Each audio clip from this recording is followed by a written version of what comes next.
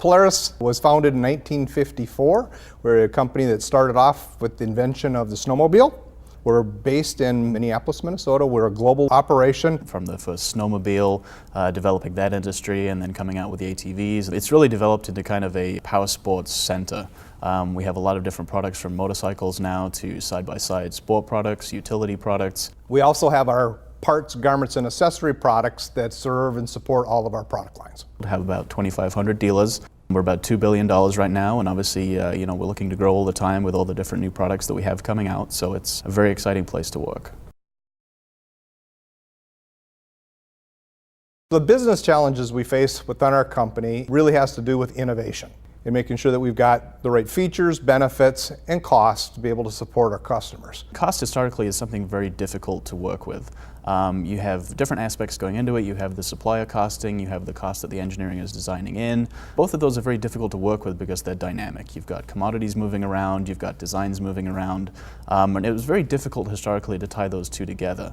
Visibility to cost for Polaris back before we started using aPriori was basically non-existent. We were trying to get visibility of our costs earlier in the design cycle so we could make the right trade-offs, features, benefits, and part costs to allow us to get to the cost targets that we knew we needed to get to hit the right value proposition. The other issue we were facing was timing.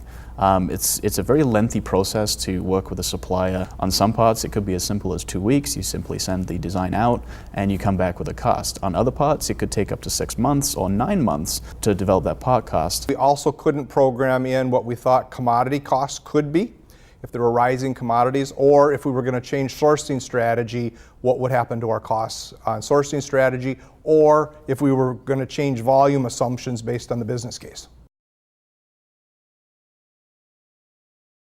We had used a cost tool in the past, very complex software that we could have one person run, and quite frankly, they didn't run it very well. It was very hard. We never got the benefits.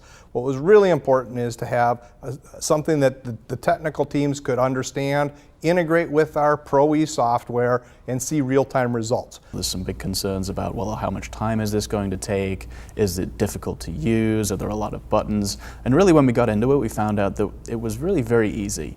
It was one of those programs that fortunately it was very intuitive as far as its layout. Everything made sense. One of the benefits we saw out of the aPriori software when we were analyzing it was the ability to get real-time numbers, make design changes real-time, and have good understanding of what we expected the cost to be before going to our supplier, hence allowing us to reduce our cycle time. It seemed like magic going on in the background. It's actually using some science to figure out what's going on. So it's looking at part weights, it's looking at volumes, geometries, and it was able to do it in a matter of seconds or minutes to find out that cost of the product. aPriori software allows us to analyze the unit cost, the sensitivity to volumes, and sensitivity to different manufacturing processes that impact either the unit cost or the tooling cost, so we understand the total cost of being able to develop a product for the right market. It was very flexible from a material choice standpoint. You have obviously a suite of materials within aPriori that you're able to choose, so you can go with steels, aluminums, different grades of those materials.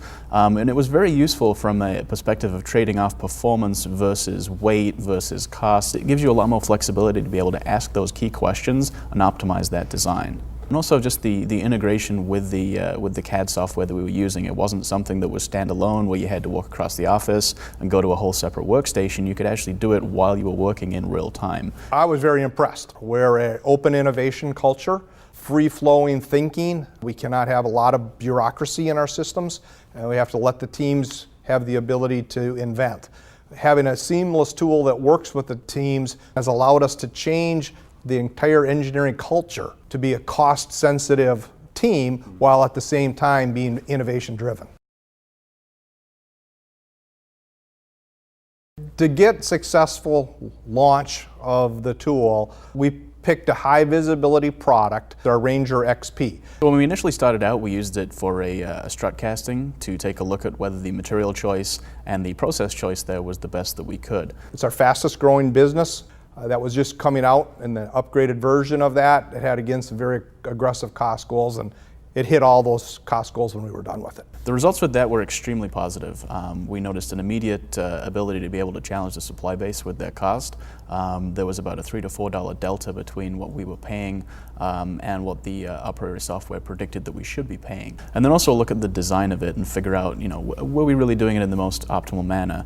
It had an initial impact in the first year of use of more than $800,000 of savings. In addition to that, we had numerous amounts of soft savings, so avoidance savings from getting the designs right the first time in the several $1,000,000 range. And over the time, we've been able to save more than 50% of our tooling cost for the use of the product, which allows us to take that investment dollars and reinvest it back into our engineering efforts to be able to go out and create new products. I think it's fantastic. I mean, if you look at the amount of people you would have had to add to pull off that sort of cost reduction on this sort of scale, it would have been far too many for the organization. The change process for the company was a fairly seamless change process. Today, it's not even considered. It's just our way of life. It's our way of business. It's changed the whole culture of how we design our product. We were so happy with the software and the tool that we decided to immediately roll it across all of our product lines. We've launched typically 50 products per year, all utilizing aPriori software right now. Immediately we went up to over 100 users, trained in as many as we could, and really boosted that usage and said, this is a tool that we need to be using on a daily basis. This isn't a fad, it's not going away, this is going to help us. The most recent ones would be our Crossroads cross-country motorcycles, which were able to design and actually beat all their cost targets and able to reduce their cycle time to market by 30% by utilizing the tool. Also in our off-road business, our Ranger RZR XP, aPriori software was able to cut our design cycle time on that by over 50% and beat its cost goals by more than 20%. As we go forward, all product teams are utilizing the product, and any of our new initiatives also are using the tool as one of the design requirements. Given the success that we've had with aPriori, we really decided that we needed to expand the usage. So with that, we decided that a 4-year agreement was really the best way to do that. Every product has a cost target for the entire vehicle, but we also have cost targets now for every subsystem of a vehicle.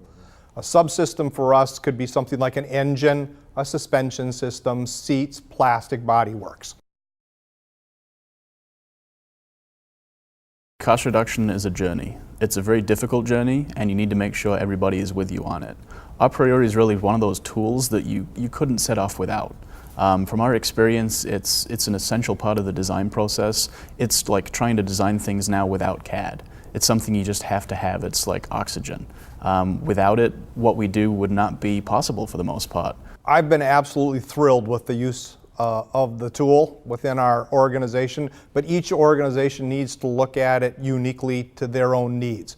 Whether they have unit cost targets that they're trying to achieve, understanding how it can help you achieve your capital requirements. Simultaneous, you really have to understand how it will work with your design system and process.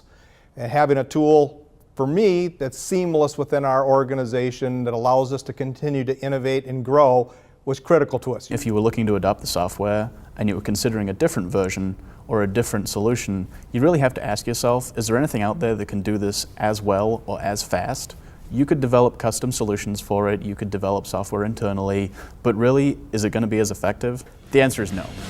These guys do this every day. This is really the way to do it.